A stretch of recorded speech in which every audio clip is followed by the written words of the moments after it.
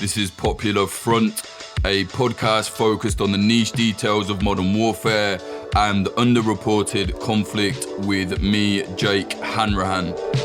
Today we're speaking to Louie Stavonhagen. He's a political anthropologist and researcher. He's going to be talking to us about the ongoing riots that are breaking out across France. There's a lot more to them than just the pension reform, which seems to be the only thing cited when the news is talking about these riots. Not all the time, but often I'm just seeing pension reform. There's a lot more to it than that. Louie is going to explain it to us.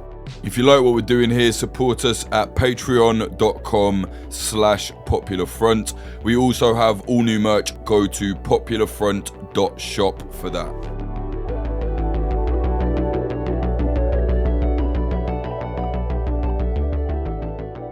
So these clashes have been ongoing in France now for around about 2 months. They're getting very violent, very serious. The government is starting to talk about quote unquote terrorism and things like this. Yeah. Things are seeming quite serious. Before we really get into the kind of crux of the clashes, I was thinking maybe you can kind of give us a little timeline to kind of explain where all this come from, because as it stands outside of France, the media is often saying, oh, it's just about the pension bill, it's pension bill riots. And I was in France recently talking to people there that were part of the protests, and, you know, most people are saying, look, it's not about that. Yeah, that is kind of what sparked this, but we're not doing all of this just because of the pension thing, which I found pretty much everybody had that feeling. So I was thinking maybe you can just kind of take us back to the start and give us a brief timeline of where all this came from, because it hasn't come overnight, despite the way it's often reported like that. Right, yeah, it's actually surprising that it's reported like that, because it's been brewing for years here in France. You know, I mean, the physical clashes and the sort of the brewing, you can probably date back to the whole yellow vest protest. That's what people have in mind today when they go out on the streets and they see these violent clashes. Usually they connect them back to the yellow vest protest. So the yellow vest protests were these protests that everyone sort of got to know about, and they were very violent, and I think they've stayed in the minds of people as the last big clashes in France, right?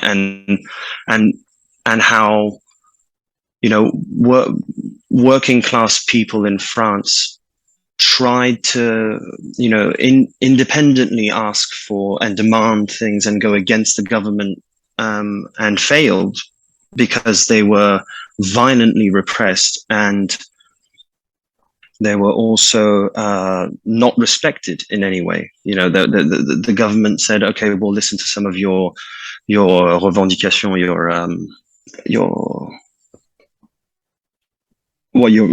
your demands, but then none of them were met, or they tried to meet some of them, but then just sort of passed on to the next thing.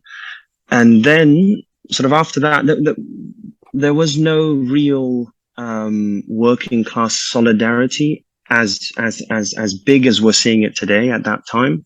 But that was the starting point where people sort of felt empathy to these people, where the general public started to feel empathy for people who were struggling. Then COVID hit, and that was pretty big and intense, because by the end of COVID, all the COVID restrictions, in France, you know, the Macron government granted 206 billion euros in emergency aid money to companies, including big companies, without requiring any report on the use of any report on how this money was used. You know, big French corporate groups made around, for the last numbers were 57 billion in profit during the first 6 months of 2021, right? The 500 most wealthy people were worth, you know, billions and billions in 2021. And that was after a 30% gain of their wealth in 1 year, whilst a majority of the population had to tighten their belts, go through restrictions, see their sort of their pouvoir d'achat, their buying power cut because of the inflation that happened afterwards. And so there was that. And also, I mean, numbers have been repeated a lot by media because they strike people very much.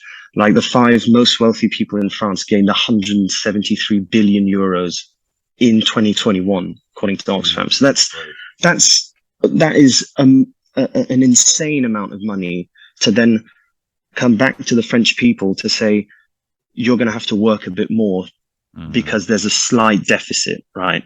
And that would have been so after that, COVID, right?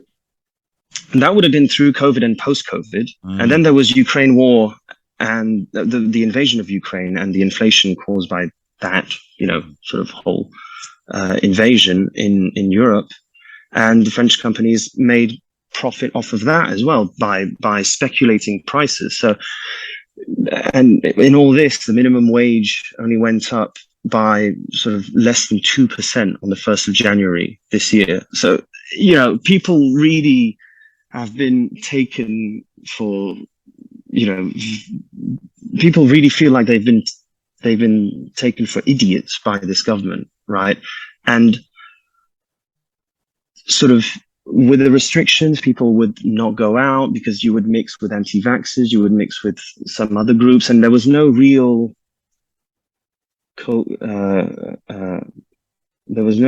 group and homogeneous big body of protests until these protests since January, which have been the biggest protests in France since about 50 years. When you say how big they've been, do you mean in terms of numbers or the amount of violence, or how do you quantify that? Because I mean, the Yellow Vest clashes, I was there for that. They were massive and they went on for a long time. These are even bigger is interesting. Yeah, they're even bigger in a sense where they're more impressive. Like as in the violence. Well, it has gone up for about a month, but in the beginning it was not as violent as the Yellow Vest. But it is big in a sense where there is the intersyndical, which is the sort of the work union alliance, which has regrouped most of the big work and smaller work unions of France together, right? And this hasn't happened in a very long time, and so it's the image that it gives as well. It's the impact that it has on media, on those type of things, where it is big and bigger than the Yellow Vest because it's more organized, right? It's more organized because you have these very big institutional work unions that we have in France that have now put all their sort of have put all their money and their funds and their organization and logistics into protests and organizing strikes and picket lines and things like that. You've had at one point there were like 250 protests spontaneously at the same time in France. You had those Operation Dead City, which was blocking the main arteries to a city, where lots of cities sort of in the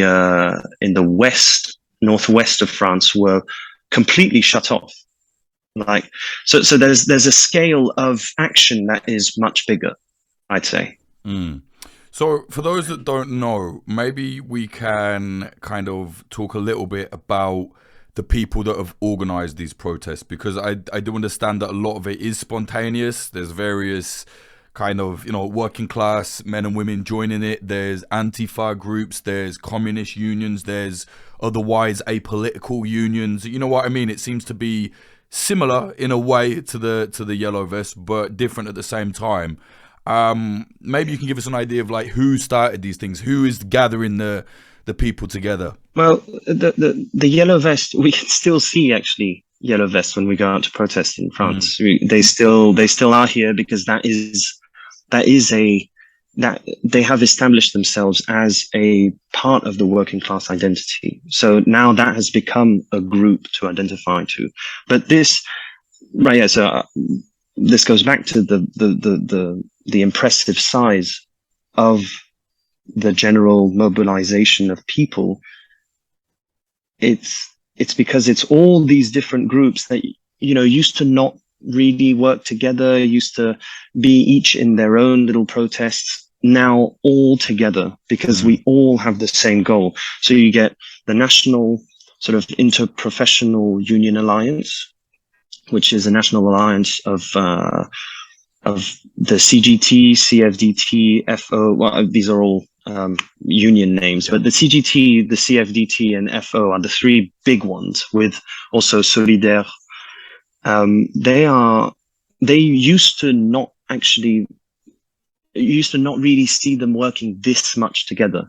Like CFDT was for a long time coined Union of the Bosses because it was founded about 100 years ago, and it was previously a Christian union, and then went progressively from left to central, and then started to, even go along with lots of reforms of the market and work labor reforms. So, and now they have stepped back and become more radical. You get CGT that have always been very radical, but that have gathered more unions to be with them.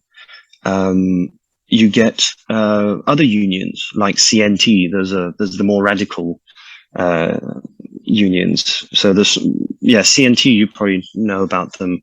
It's Confédération Nationale du Travail, and they were, CNT FAI during the Spanish Civil War. Yeah.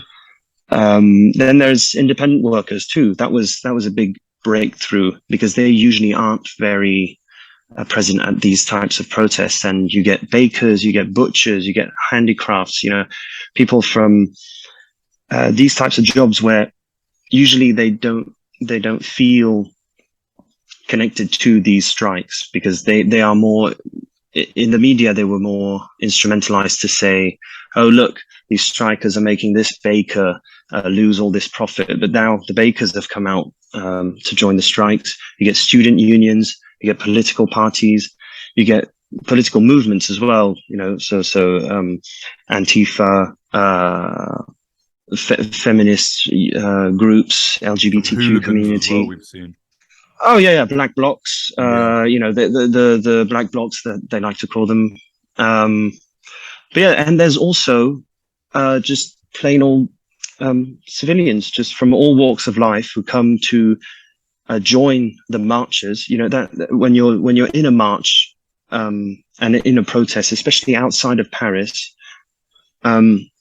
it's very calm. It's very calm, and there's people with their kids, there's people with their grandparents, there's people from all walks of life come to show their support. So it's all this under the banner of no to working until 64, right? And that is groundbreaking because we haven't seen this type of union since, May 68.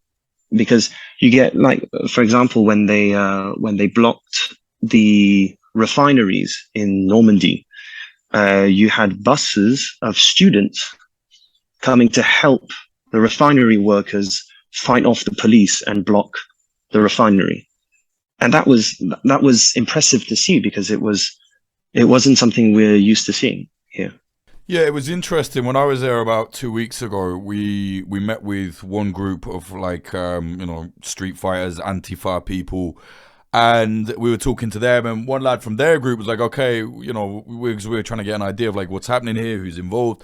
And then we went to another group, and it was, anti-fascist football hooligans, and the guy was like, "Look, we have to leave these people here because this group doesn't get on with this group." But he said, in the protests, actually, we've stopped fighting each other for a change, which, as anyone will know, the left love to fight each other. So it was quite interesting to see, like, even the younger people had kind of gone, yeah, fuck it, like, we really need to put that aside.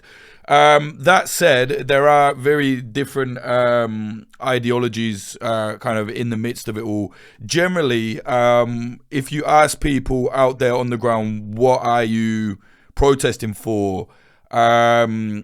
Obviously, they're going to say one thing first, but what do you think their main kind of response would be? What is their initial gripe? Throughout the protests that I've been to, I've asked people these questions as well, just out of curiosity. And generally, the response is, in the beginning, it was against this reform, but then the government handled it so badly that now everyone's out. It's not about the reform anymore. It's about ideology. It's about this sort of greater picture of where we're heading as a country, as a society, and do we want, this sort of liberalization of our society? And the answer is no, right? Because you look at statistics, more than 60% of people in France support these strikes, support these protests, because it's not about working till 64 anymore. It's about, we don't want a government that uses us as a workforce. We don't want a government that takes us for stupider than we are. I mean, that's what some people would say. And then there's also, we don't want, how Macron has handled this, because Macron has handled this extremely badly through, very lax control of police violence, saying that he would, he doesn't care about the backlash because he's not going to be re-elected. He can't go for a third term. So he's saying he's prepared to endorse the unpopularity because this is for the greater good, right? And people are realizing that this is not the greater good, and people are slowly starting to realize that we all want a different kind of future for us. And it's against this capitalist elite that is becoming more and more fascistic, right? In its way of handling these protests. I got to say, I think like fascistic is a strong way to put it. I wouldn't agree with that. But what I would agree with is it is without a doubt authoritarian the way that Macron has handled this. I was thinking if this had happened in the Middle East, I think the response in the media would have been slightly different. They would have called it what it was, like outright authoritarianism. Instead, they skirted it around it a little bit. But maybe you can explain for us what has he done here? Because it's quite significant from what I understand. He's essentially ignored his own cabinet. He's obviously ignored the people and pushed this law through in the middle of the night. Like, it sounds fucked up. I mean, maybe you're right. Maybe explain to us how has Macron actually done this? He brought this in through his prime minister, Elisabeth Borne, justifying this reform as a form of justice and social progress, right? Putting everyone on the same regime, and claiming that it isn't an actual political move. And so that was on the 10th of January. That's when they first said, okay, we're going to do this. And then the reform was approved by Council of Ministers. And then there was the strikes. The strikes had started already in January, beginning of January. And then the reform was presented to Parliament. And that's when it got very messy, because there were huge amounts of amendments put forward. And you only have a limited time in French law to approve each article of the law. And amendments question the articles. And so they only had, I think, a couple of weeks to do this. They took too long. And so there's this, so the law actually was passed neglecting all the amendments, right? So that passed through. The Senate approved the reform, giving them a green light because it had to go through the Senate afterwards. But the Senate already said, yeah, no, we're gonna approve this, because the Senate is primarily leaning to the right. The Prime Minister then, on the 16th of March, that was a big day when she bypasses parliamentary vote and uses Article 49.3 of the Constitution. Mm. Therefore, adopting this law. See, when the Senate approved the reform, they were giving a green light to the government to go to bypass parliamentary vote, because that was a sign saying, if you bypass it and we have to green light it, we will. And so they bypassed it because they had zero confidence in it working. We almost got to counter it, because you can, in France, in the parliament, you can push a motion of no confidence, and that motion of no confidence lost by 9 votes, and that would have made the prime minister resign. And so that didn't work. But then there were reports of Macron's party attempting to corrupt politicians, parliamentaries from Les Républicains, which are their only sort of ally in parliament. In exchange, like they were buying, there were reports of them trying to buy votes from Corsican deputies by offering to build hospitals and school. That was still under investigation, but it came out officially. They were literally bribing.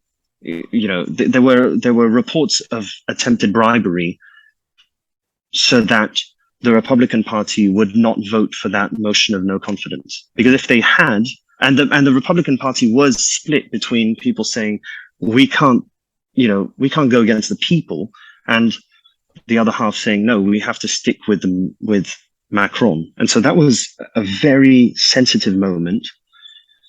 And then came Macron's speech, where he doubled down and said, that's when he said he was prepared to be completely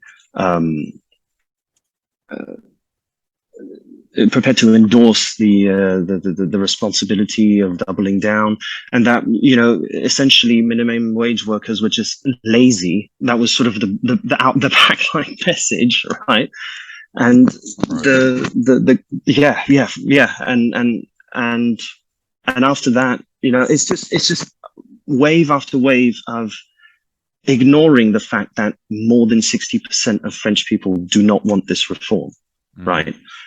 And that was sort of the building anger, and what radicalized people in general was the sort of autocratic turn in how they govern.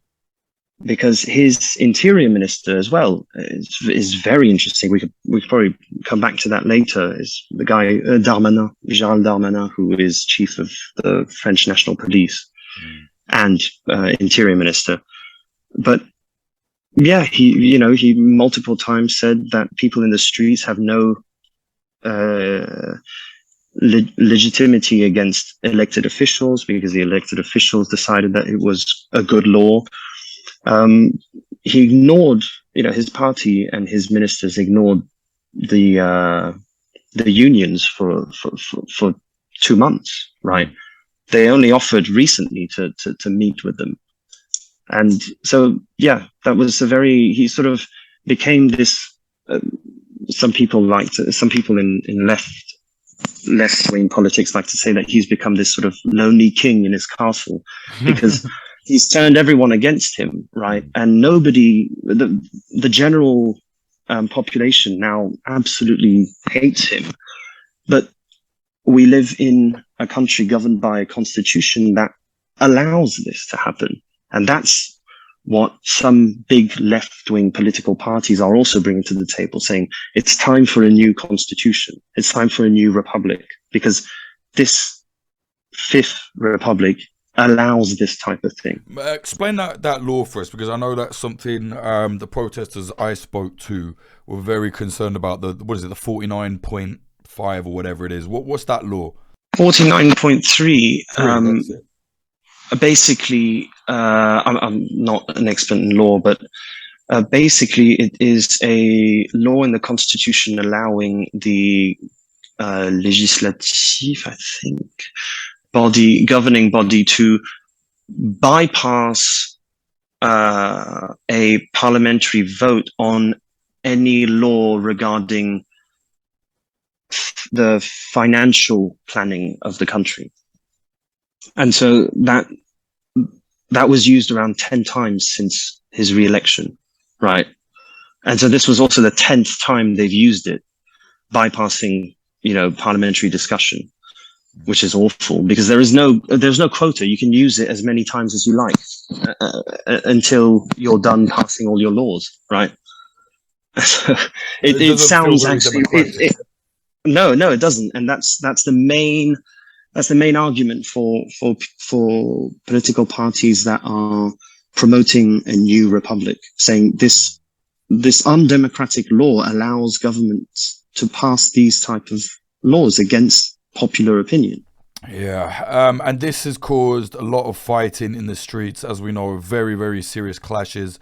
I believe there's one, I think maybe two actually people currently in a coma right now after being hit in the head. That was at where is it called? Saint-Soline. Yeah, there. That was Serge and someone else. I understand they're still in a coma after being hit in the head with a flashball or something like this from the police. Very serious situations. Maybe go over this kind of police brutality situation, because I know from experience from covering clashes in France for the last 10 years, this is not new. And it is not a case of, oh, well, people are violent, therefore the police react. I've seen, and I'm sure a lot of people have seen, the footage of the police running down the road, attacking a woman who's just standing there, tear gassing her, not even arresting her, just doing it and running off. Recently, they had plainclothes snatch groups, snatch units in Marseille. It's looking very dystopian. Yeah, maybe give us an idea of this level of police violence. Is this escalated, or would you just say it's just more of the same? I'd say this is where you see the desperation of the sort of the in a Marxist way of putting it, it would be the desperation of the capital to hold on to power, because when they get desperate is when they lean towards using violence. And I think what we have been seeing is an escalation in violence, because in France there is we consider unions to be sort of not sacred, but during a protest, police will not be violent if there is a work union that is there, because it is sort of not declared, but there's nothing legal, that doesn't, it's not a legal point of view. It's more of there is an established order being promoted and guaranteed by the union. So therefore, police will not be violent. But this time we've seen police, go right up to labor unions and be extremely violent with their personnel. And yeah, I find that there is an escalation, because there is a real threat. And so it's not so much of a scorched earth technique that they use, but it is a technique where police, the police exist to be able to be blamed on by government for violences, right? It's not, there's the symbolic violence of the state, and then there's the physical violence of the police, and people and media and people dissociate the both. And I think we're seeing, a push to make people violent and to make people respond violently through police violence, through the escalation of police violence, because that has been, it has been very violent, because especially because of that Brav M brigade, motorcycle unit, right?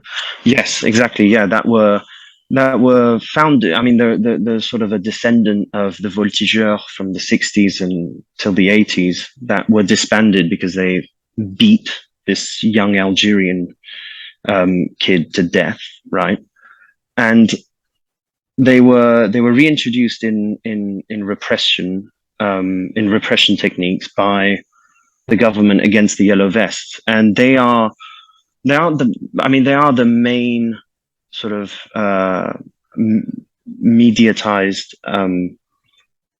police violences.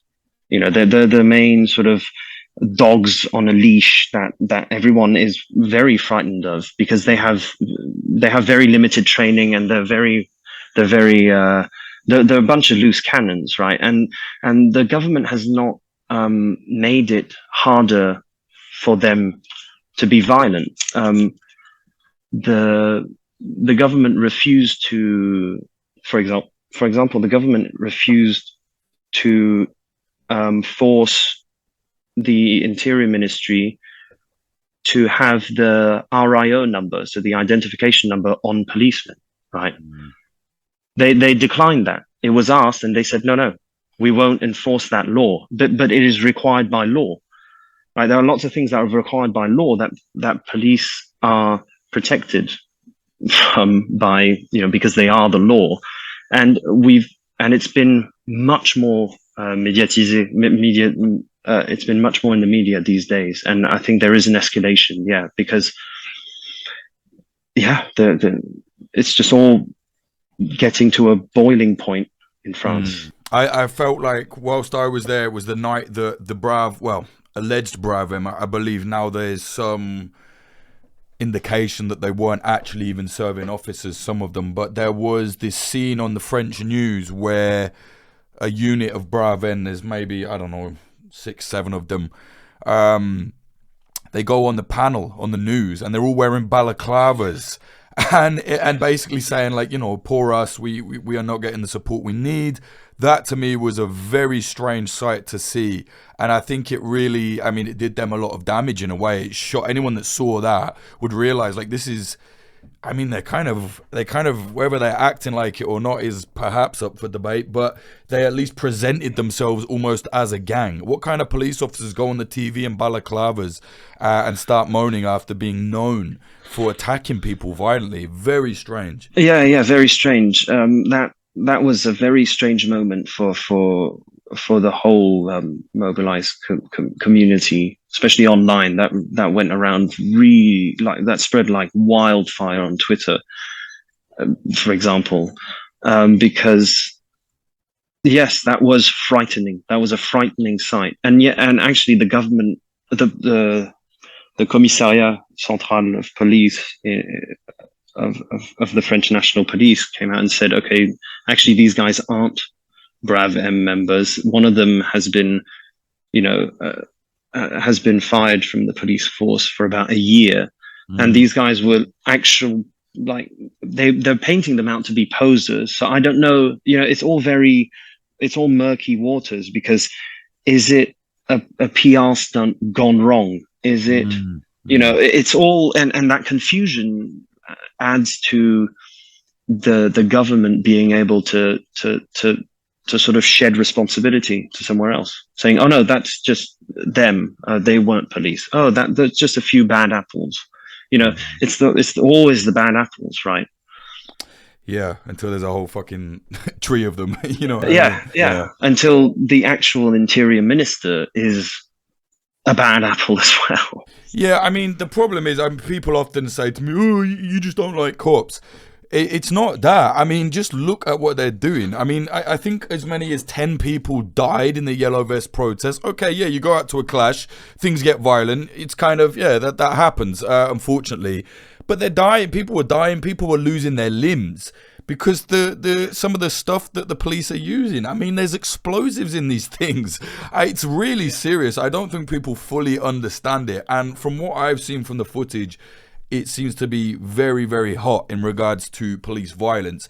Do you think Macron has kind of just gone, you know what, fuck it, I'm out of here anyway, I don't care, I want to support the cops? I was speaking to a friend there in France who was telling me that this situation where Macron was seen wearing this very expensive watch, it was kind of framed as like, oh, he's wearing an expensive watch on TV and everybody's struggling. But apparently the real subtext was that was a watch awarded to him from the police chief. And it was kind of him saying, yeah, I support you guys. I don't know whether that's true, but that's from what everybody seemed to be saying. So, has Macron, what's his position with all this? Has he said anything about the police violence? I know in the Yellow Vest protest, he didn't seem to care, from what I understood. Is this any different? This is not any different. He does not care. No. There has been nothing said by him. The interior minister, so chief of all the police in France, has he's the one who used the words intellectual terrorists to qualify left-wing politics and people speaking out against these police violences. He used the words wage war against the police. He used the words they are out there to kill cops, right? Because he is actively defending police. When a member, I still remember this like it was yesterday. This was really an appalling sight when this member of parliament spoke directly to him, to Darmanin, saying, "What do you have to say about these policemen that sexually harassed these protesters in the south of France?" And he just openly said, "I support all the police that have been wounded, and I support the people that are doing their jobs." No condemnation, never. And it's gotten to a point where it's frightening. Sort of, it's not frightening. That's not the word, but sorry, I still look for my words in English. I mean, it is frightening. It is frightening. You know, it is. That's outrageous. And for anybody that doesn't know, there was more to that as well. There was police recently in France, as recently as about 3 weeks ago, where a group of protesters were arrested, and one of them recorded on their phone what the policeman was saying to them. And the policeman was saying, "We're going to rape you when you get back to the station. We're going to smash your head in. We're going to elbow you in the face." This is not hyperbole. This is what was said. In fact, it was worse than that. Yeah. And that's what, I kind of just want to give context to this, because I do feel sometimes that there's a lot of like the onus is on the protesters to calm down, when it's like, well, that is very extreme to see that happening and to hear that, and it's not an isolated incident. And then the government has said, as you just gave the example of, that he supports the police no matter what, basically, and that he essentially supports that. It's a very tricky and dangerous situation. That said, May 1st is coming up. Even on a chill year, Paris or France, kicks off on May 1st often. And I do understand from people, in France, that the movement is slowing down a little bit.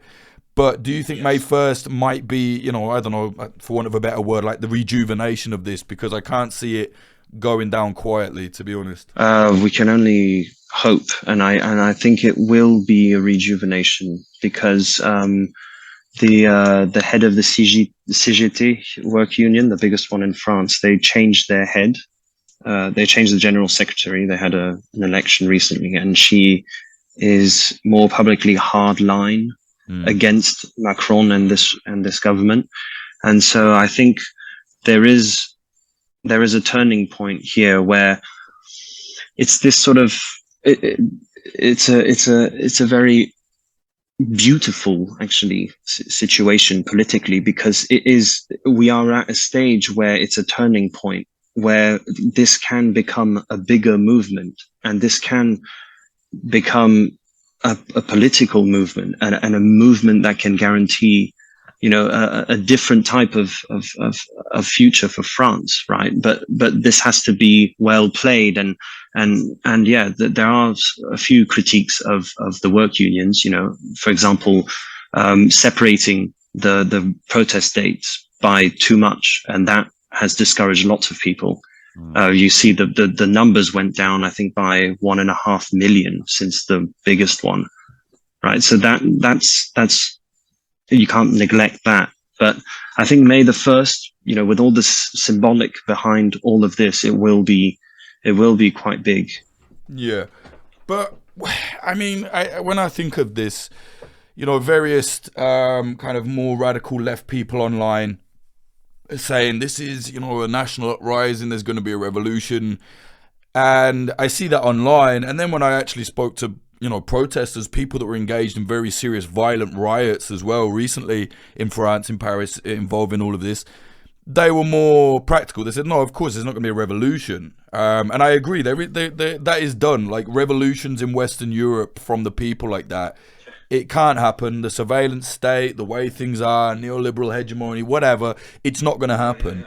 Yeah, yeah, it's not going to happen. But what is going to happen? Do you know what I mean? Like, I think, like, what the people want, because we have to address the specter of Le Pen. I mean, she only just lost to Macron, so there's a very looming far right kind of I don't know, like a threat essentially, like coming. I think, which could be a big problem for France in many other different ways. Oh, totally agree. Yeah, complètement. It's actually very, very concerning for us in France, because because to go back to just shortly, sorry, to go back to the Gérald Darmanin, the interior minister, he's played his cards very right, because there are a few enquête journalist enquête investigations that went into sort of how he works, his cabinet, and who he's surrounded by. And people in Macron's government have ambitions after Macron, and they are aligning themselves with the far right, especially him. He's well known in France to have told Le Pen that she was too soft on immigration, right? And so there is a real fright of Le Pen surfing on this wave of anti-Macron and disorganization of the left to win, because the government chose to demonize the left instead of demonizing the extreme right, and that has a domino effect that is absolutely not neglectable, right? They've chose to call us. I say us because people who have in their professional life nothing to do with leftist politics were labeled as like political activists, terrorists, agitators. These key words that you find in very authoritarian governments, right? We were labeled Islamic sympathizers, I remember, as well, academics. And so we're at a point where the left in France has to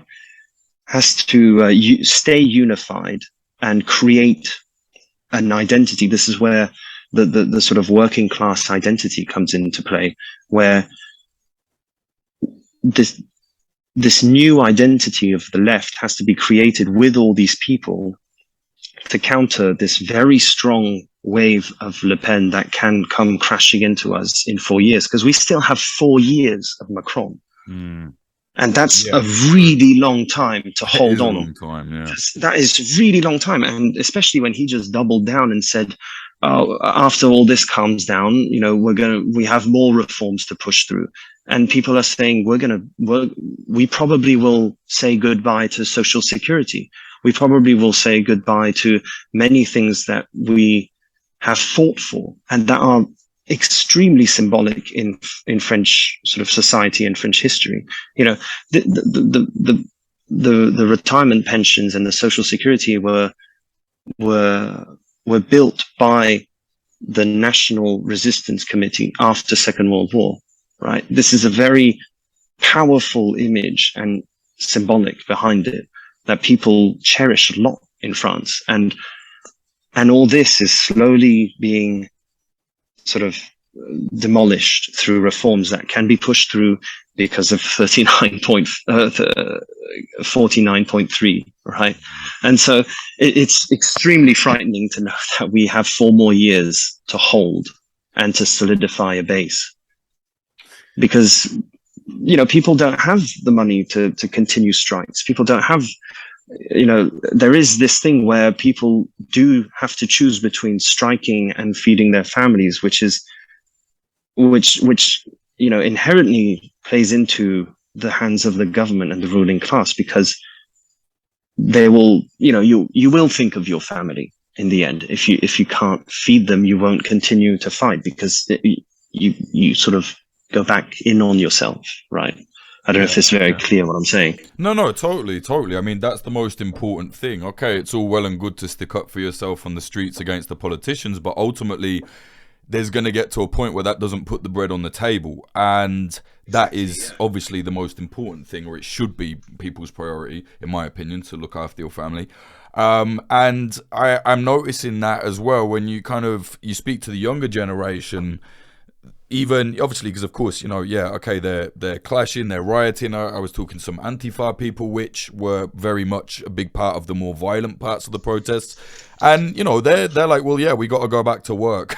Like we have to work as well. We're not rich, we can't afford to keep doing this. And I feel like that is kind of the new tactic, particularly in the West, but it's really all across the world, whereby leaders just go, look, we can wait this out, we can just ignore it, or keep making sure that we just keep beating people up via the police and keep letting them know they're not going to get what they want, and eventually people have to go back to work and they have to, it just burns out. And I just really, it seems to be the tactic these days. Yeah, it's you can almost see similarities with those big corporations that have risk assessment, like when that train derailed in the US, and they were like, oh, well, we're not gonna change anything. The sort of the legal costs of this and the potential costs of these strikes in France are worth it.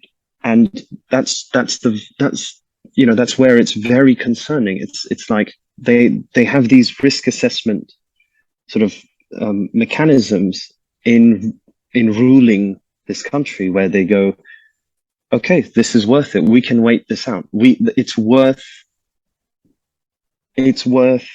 being violent, because in the end, we're going to make so much money out of this, right? Yeah. It's always that comes out. It's a shame, and that's where also there was this sort of glimpse of hope 1 month ago, when that was a very big moment as well. Now that I come to think of it, is when people started knowing about strike funds, and that played a huge role in how long these strikes have been going on for, because these have been long strikes for like the rubbish collectors in Paris, the refineries, all these jobs that are minimum wage or a little bit more, where these people held strikes for like weeks. And because the unions have these strike funds, and therefore can give money to these people instead of their salaries. And so that was a very good tactic also for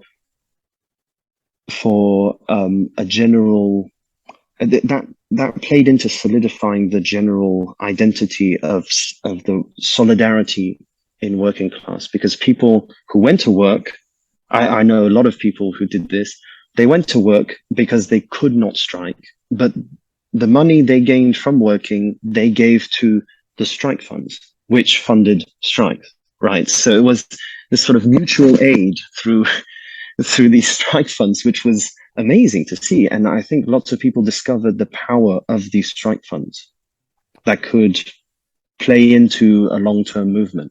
Even them, there's only so much you can deal with them. They run out, and the more people that are involved in the protests, the less there is to go around. And of course, a lot of people are actually not part of unions either. You know what I mean? So union come first. Not to be all like doomer about it. It's just very interesting. I just keep looking at it, thinking, wow, this is Macron's just going to let the wheels run off of this. And as well, similarly, what's kind of interesting to me, at least, you just brought up the Ohio, the train crash. The kind of I hate to be all like, oh, liberal, whatever. I really am not that interested in all that carry on. But the kind of online liberal sphere was very quickly activated. No, I don't mean activated, but very quickly they were kind of out there basically saying, oh, well, the people in that area, are hicks, and they voted probably for Republican or majority Republican in that area. So who gives a fuck? We don't care if they're literally poison, which is, if that's the kind of attitude you have, you are a disgusting, treacherous human being. But also, you kind of see Macron taking almost a similar rhetoric, as in like, well, those people are lunatics, they're terrorists. Okay, it's not for for right, it's against left, but it seems to be almost a template of, right, ignore them, vilify them, and use the kind of popular opinion against them. However, I guess in this case, the kind of popular opinion, or at least the majority, people are in favor of these strikes, these protests. Even some people have kind of changed their tune on the violence. I've even seen, your average person being like, well, actually, we've seen what the police have done. We kind of understand why people are violently fighting back or whatever. But how long does that last? How long do you think France has got before even those people get sick of it all? Because I don't know the national psyche in France. I don't fully understand it, and I don't know, are people going to stick with this or not? I'm not talking about the kind of more hardcore people. I'm talking about the kind of popular support. I think it's the most relevant question today, right? In French politics and generally, when you see this movement, that's what everybody's asking themselves. But I think, judging from how long the yellow vests went for, that was extremely long. That was more than a year, and that was fueled by desperation, and sadly these types of things are fueled by horrible outcomes if they don't strike. So I think, we can only wait and see, but I think this is not going to die down anytime soon. Then again, I can't predict these type of things, but it's the biggest one we've seen in a long time. So I think people are going to keep motivating each other. There, like I said, there is a real working class identity, that a new one that is forming through this, a new one after the sort of more liberal society completely destroyed the old sort of working class identity in France. At least that's what we could see. Now there's this new working class identity that is shaping itself, and it might take some time, but I think it will brew into something constructive. But there is, though, one thing, like you mentioned, the liberals in the US saying, those are the people who are victim of that train crash, which is a bunch of, I forgot the words used, but yeah, the words they used. But that is an issue in France, but that is an issue with the left, considering the sort of more big city capital, big Parisian left-wing politicians and political figures, how they consider rural Le Pen voters, right? And that's something that the left really needs to work on if they want a good outcome from this, is to be, a sort of, I don't want to use this term, but a real leftist, and put your hand out for your either your camarade or your compatriot, or however you want to call them, right? But these people who are suffering just as much as you are, or even more, and understand the mechanisms behind a Le Pen vote, which, people who vote Le Pen, lots of people who vote Le Pen could vote for extreme left. It's just there is a political instrumentalization behind it. And I think we need to understand that, at least they need to understand it, to not look down on these people and create a much more healthy environment in which they can sort of have a bigger support. Because Le Pen has the second biggest support, and that's extremely frightening, and that has to be worked with very carefully, right? Yeah, I agree with you on that. In that there is a real thing of just being like, oh, look at all of those idiots. They didn't vote the same way I did. They're stupid, and that will push people to the most awful people. Um, Oh yeah. I mean, in Britain we had it where, people voted Brexit, and then suddenly people turn around and said, okay, well, everyone that voted Brexit is a a far right racist, and it's like that is such an insane view to have. That's an Of insane course, take. of course, there are a lot of like horrible fucking racist people that did vote for it as well. But the idea that everybody just did it because they were racist is outrageous, and the kind of media savvy new I'm a communist on the internet left kind of did that and further alienated working class people, which is incredibly ironic when these people claim to be leftists. But within that kind of Le Pen mix, there is actual real bad, nasty far right groups that not necessarily even actually care that much about Le Pen because she's even not extreme enough for them. I've seen some of these fascist groups, like actual neo-Nazi groups, have actually used these protests a little bit to put themselves out there and mobilize themselves. I believe it was one of those who burnt down one of the town halls, actually. Do you see that as like a serious problem, or is it maybe not as big as I'm kind of worrying about? Well, you're always right to worry about the right, Mm. especially Nazis. Yeah. I think, but there are two sort of groups because I looked into this as well because it's actually it's quite interesting. There are the royalists in France that are actually against this reform, Hmm. but there are a huge portion of more hardline neo-Nazi hooligans who are against especially the student blockades of universities because the students that block the universities are usually the UNEF and more hardline left, university groups and Jeune Garde and people like Yes. that, and they like to fight each other. Um, but the problem with these phenomena is that you get an interior minister who is head of the police, if I can remind that again, who has refused to comment on these violences against protesters, right? And has refused to condemn these. That the government has refused a law proposition in France a few weeks ago that was some political party proposed that the government sort of look into and dresser un portrait. How do you say that in English? Sort of draw a big picture of far right terrorist activities in France, and it was refused by the ruling parties, by Macron's party, with the help of Marine Le Pen's party.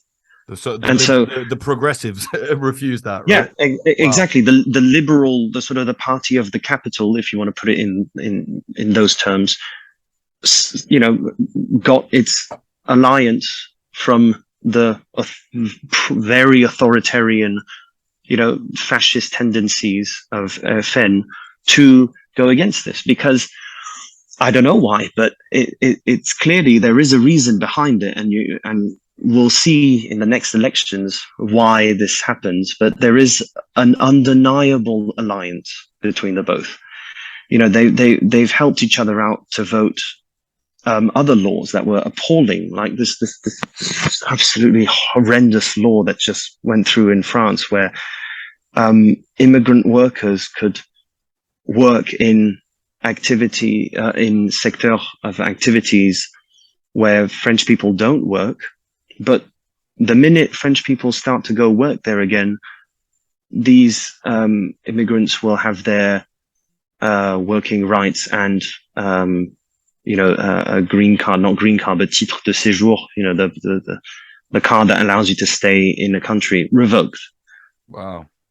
So disposable workforce was just Yeah. voted in Yeah. by liberals and the alt-right party. So it's interesting that you mentioned those neo-Nazi groups because every time you mention a small event, you can always pull the string out to this bigger picture where there is an alliance and there is an undeniable sort of, not friendship, but alliance, yeah, between the both, because they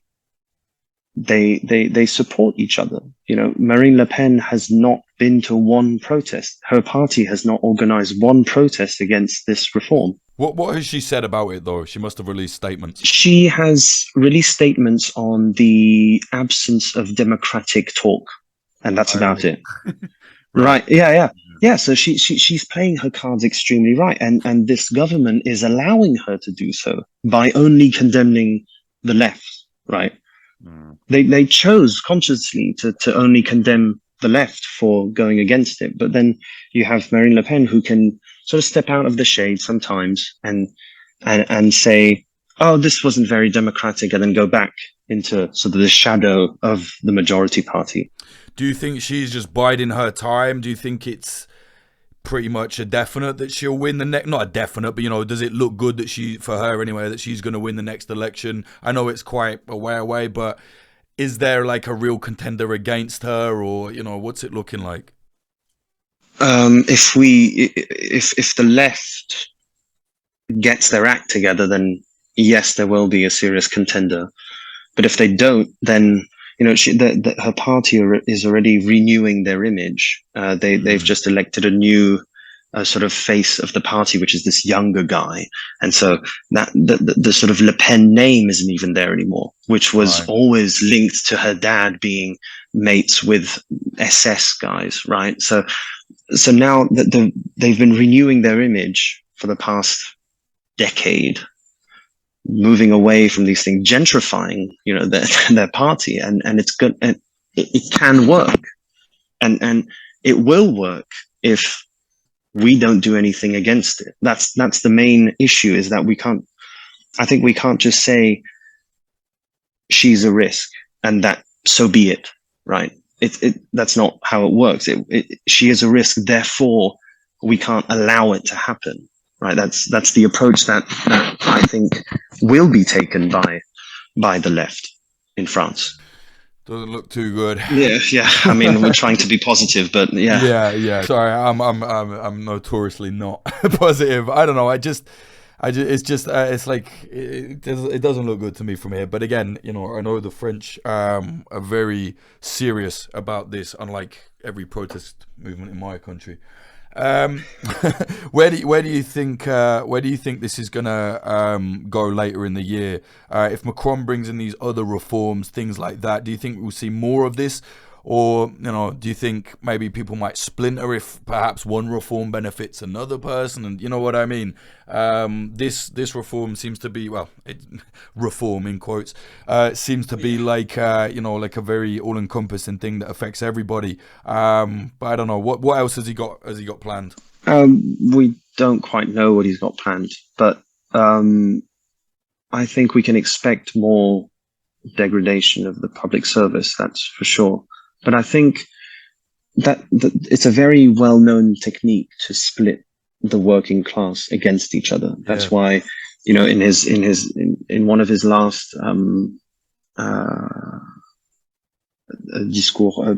televised speeches, he was talking about, he really talked about people on benefits and saying that they cause a hole that needs to be filled by working people. See, so these techniques of breaching the unity of the working class have always been used. You know, yellow vests. I mean, it was an appalling time for them, because people from their own class were going against them, because they were depicted as these, you know, uneducated savages that were at roundabouts yelling stupid slogans, right? And that works.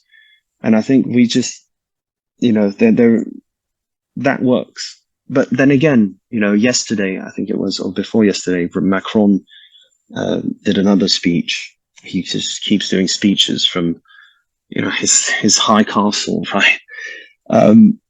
He said that I think they got genuinely afraid this time, because he stepped way down this time. He said, okay, we're going to go into 100 days. He proclaimed 100 days of sort of softening down and dialogue.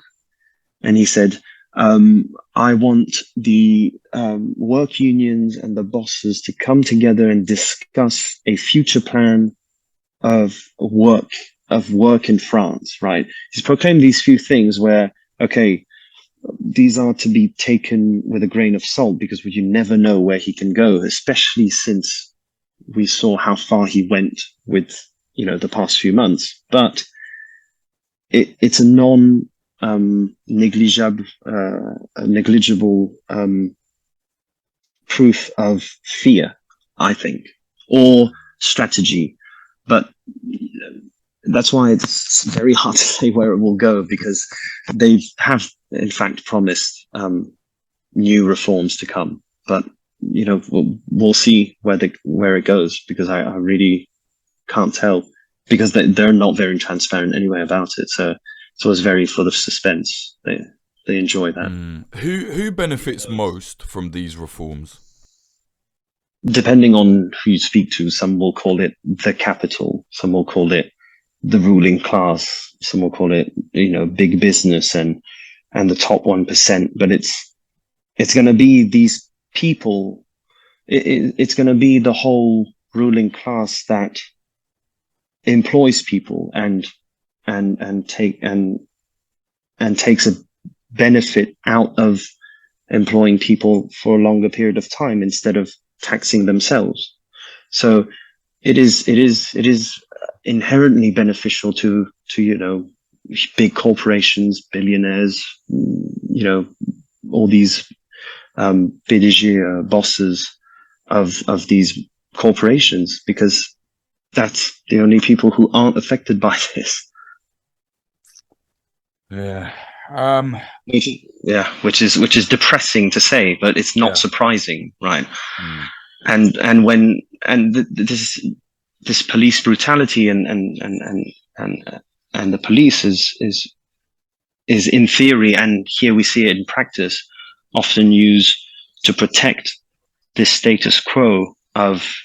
This is things we study in anthropology, for example, where police, when they put you back into order, they put you back into your social order where you are exploited, right? So this ruling class will use the police to put us back into order. And that's sort of where I drew that, the big word fascist out of, because it's all about, I think, from a scientific point of view, it's all about how you view individualism and individuality. The left, let's start with liberals. The liberals view individuality and individualism as something expressed through consumerism. You are individual and you consume as an individual. The left views individual as the expression of self, the freedom in self-expression and being yourself. And that freedom comes from breaking the chains, if I take these long words, of work and of oppression. But the far right and the more fascistic view of this is individuality goes against productivity and goes against the sort of the big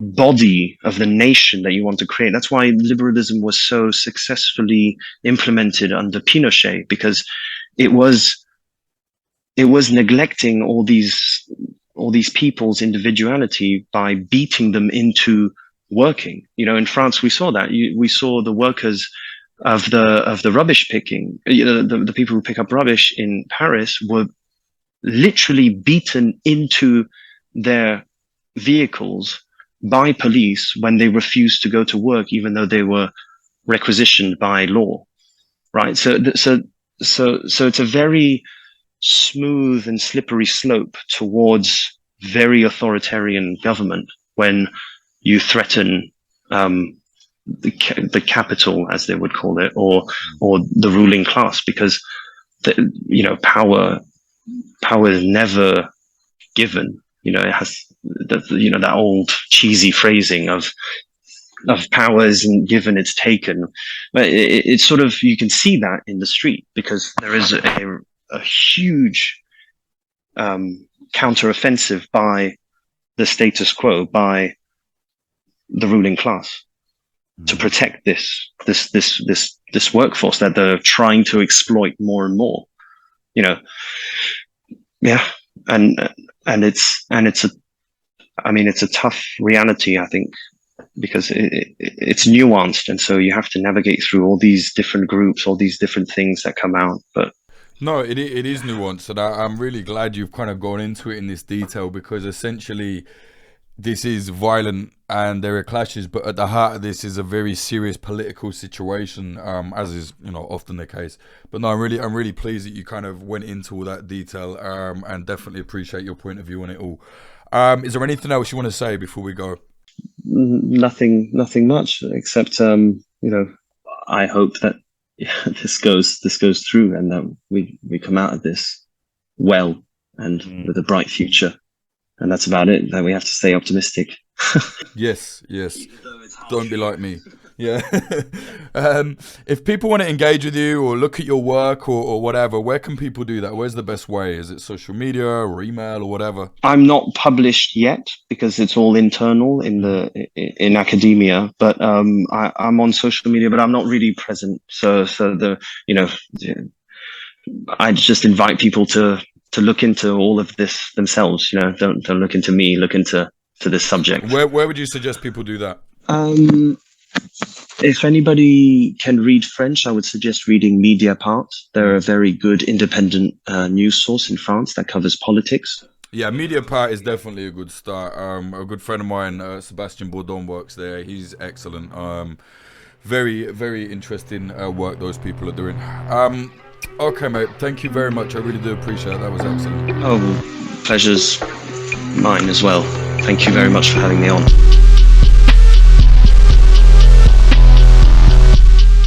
That was political anthropologist and researcher Louie Stavonhagen talking to us about the many different reasons behind the riots in France and how it's escalating and how it has been for at least 5 years now. It's not just about pension reforms.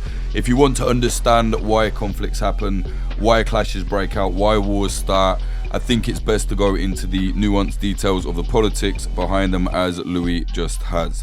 We have loads of new merch on our shop, so if you want to support Popular Front and look cool doing it, go to popularfront.shop. That's our website for the merch. We've teamed up with Easy Days Studio. We've got all new couriers, and we've also got customer service. So the new couriers, fuck Royal Mail, they're gone. And basically things are not going to get lost anymore, and if anything does, we have customer service that will sort it. You'll be able to find it all there, popularfront.shop. If you like what we're doing here at Popular Front, please do consider supporting us at patreon.com/popularfront.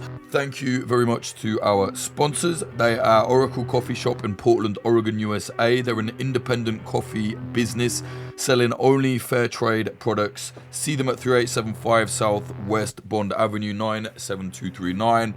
If you go into the shop and tell them Popular Front sent you, you will get a free coffee or money off a coffee, something like that. Thank you to Grindcore House, a pair of independent coffee shops in Philadelphia, USA. One in South, one in West. Find them on socials at Grindcore House. And our final sponsor, Propagandopolis, an outlet selling and writing about historical conflict propaganda from around the world. You can buy prints at propagandopolis.com. Use a promo code POPULARFRONT10 for 10% off.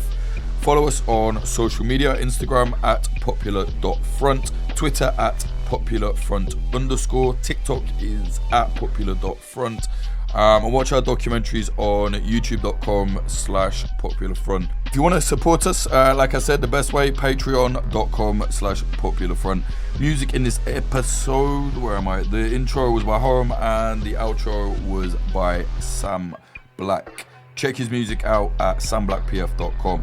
Thank you to the higher tier Patreons. They are Viola Forvel, Christian Bustamante, Victor Villa, Daniel Verdin, Margosha, Rohan Irvin, Titus Perkins, Ryan Barbadillo, VS, Brian R., Evan Pank, Bradley Hope, Wizard Actual, Claire Hoffbauer, Benjamin Topper, Chongus Bongwater, Siddhartha O, Damien, Cameron Collins, Nicholas Blomberg, Matthew Diffley, Claire, Liana, Robert, Sean, Christianovich, NTHG, Arturo Rafael Macias, Ethan Zwick, Kefir is the Mind Killer, Peter Nybratton, Gabriel K, Lisa Middlefat, David McManus, Tom Petrie, James Leons, Bradley Davies, No Dogs No Hamsters, Brendan Crave, B, RX, Ben Marshall, Dallas Dunn, LD50 Seattle, K Glitter Vulcan, Adam H, Bottle of Water, Larson 8669, Ivan Julien,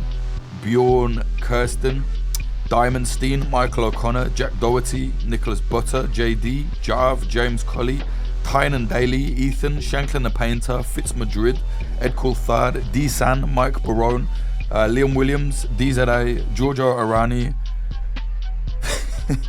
The Vegan Straight Edge Global Cabal, Amy R, Rubicon, Frank Austin, Amelia Me, Christina Rivetti, Freya Northman, Nebo, Noah, Andrew Hurley, Vida Provost, Brian McLaughlin, Tom Lochrin, Young Wasabi, Tony Bin, JL, Stephen Davila, Dan Dunham, Chad Walker, Lawrence Abrahams, Peter McCormick from What Bitcoin Did, Christopher Martin, Ryan Sandercock, and Moritz Zumbu. Thank you all very much. Really do appreciate it. Support Popular Front, patreon.com/Popular Front.